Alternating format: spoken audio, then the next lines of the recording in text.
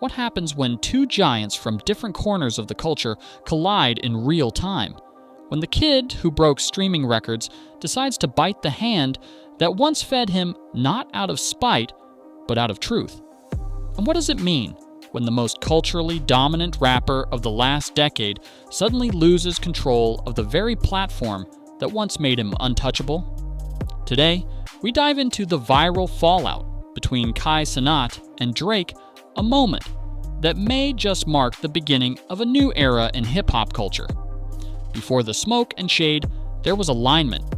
Kai Cenat, the charismatic, fast-talking content king of Twitch and YouTube. Drake, the certified lover boy, streaming demigod, and hitmaker.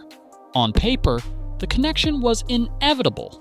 Two modern-day juggernauts, one making music, the other reacting to it. Their relationship started off as internet gold, friendly call-ins, shoutouts, shared jokes, real mutual respect, or so we thought. In an age where online engagement dictates legacy, Drake knew aligning with figures like Kai meant access to younger, plugged-in audiences. And Kai? Well, getting a cosign from Drake only boosted his status as a tastemaker. But somewhere between streams and bars, the vibe changed. When Drake dropped Nokia, it was supposed to be a moment, a power play in the heat of the Kendrick Lamar beef, high-budget visuals, strategic timing, dramatic energy, all the ingredients of a Drake-style mic drop. But instead, the room fell silent. Critics pounced, fans were confused, and then Kai, he didn't just critique it, he clowned it. Live on stream, in front of millions. And that's where everything changed. This ain't it, bro. I don't even know what I'm watching. Arcade visuals would have hit harder than this. Kai's words hit like a wrecking ball, not just because they were harsh, but because they were honest. For the first time in a long time, Drake's rollout wasn't met with a blind hype, but blunt reality. Let's be real. Kai Cenat is no ordinary streamer. He's the voice for Gen Z's online culture. When he talks, the internet listens. So when he went off script and gave his unfiltered take, it wasn't just a review, it was a verdict. Remember, this is the same Kai who once played Drake's tracks on loop, who hyped up for all the dogs when the world seemed uninterested, who helped give Nokia its first push before it flopped. And now, he's publicly walking away. That's not a diss, that's a statement. Here's where it gets wild. Drake knew what he was doing. Hours before Nokia dropped, he called Kai mid-stream, told him, "Stay on, don't go anywhere, this is about to be big." But when Kai watched the video, he wasn't impressed. In fact, he was confused. Live, on camera, Drake turned what could have been a viral moment into a public L, and the fans saw it all in real time. Now imagine being Drake planning the perfect rollout, only to have your biggest streamer ally turn your premiere into a punchline. The irony? Kai didn't even sound angry. Let's not ignore the elephant in the room, Kendrick Lamar. Ever since Not Like Us hit the timeline, Drake's had a PR problem, and guess who was one of the first to react? Yep. Kai. Kai's live reaction to Not Like Us broke the internet. His shock, his excitement, his praise, all of it went viral. And Drake noticed, so much so, he even included Kai in legal filings hinting at a conspiracy in the industry. That's not beef. That's betrayal in Drake's eyes. But to Kai, that's just music. He's not on anyone's payroll. He reacts to what hits, and in that moment, Kendrick was the one striking nerves.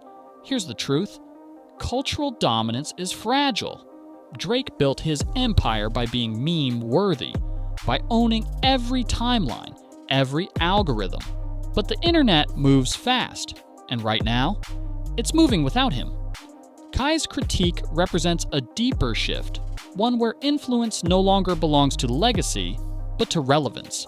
And right now, Kai holds that crown.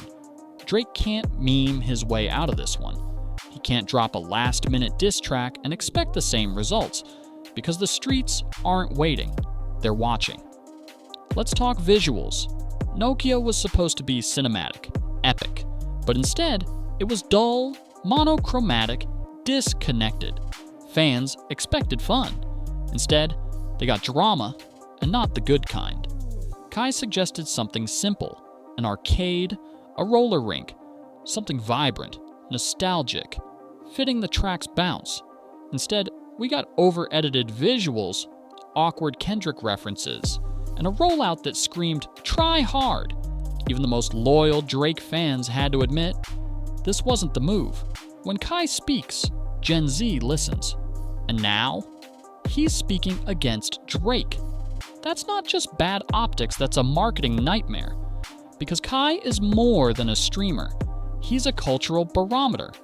And if he's no longer rocking with Drake, that ripple effect is real.